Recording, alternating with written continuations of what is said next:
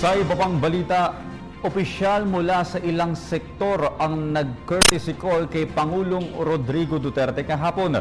Kabilang narito si Asian Development Bank President Takehiko Nakao na nagpaabot ng suporta sa mga planong pang-ekonomiya ng bagong administrasyon. May report si Elena Luna.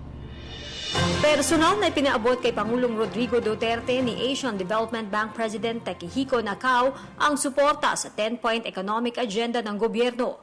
Ayon sa opisyal, makikipagtulungan ang ADB sa bagong administrasyon para sa maayos na serbisyo publiko, pagpapabilis ng infrastruktura, pagpapatuloy ng CCT at pamumuhunan sa edukasyon at kalusugan ng mga mamamayan.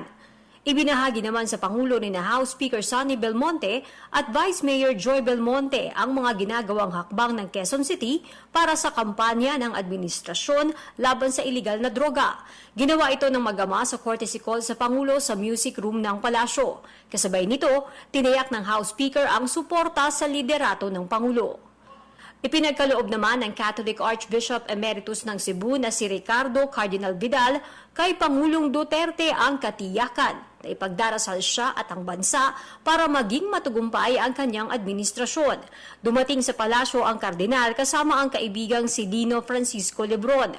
Naroon din si Supreme Court Associate Justice Jose Mendoza. Para sa PTV News, ito si Elena Luna. Ako po si Cathy San Gabriel. Subscribe na sa PTV YouTube channel. I-click lang po ang subscribe button.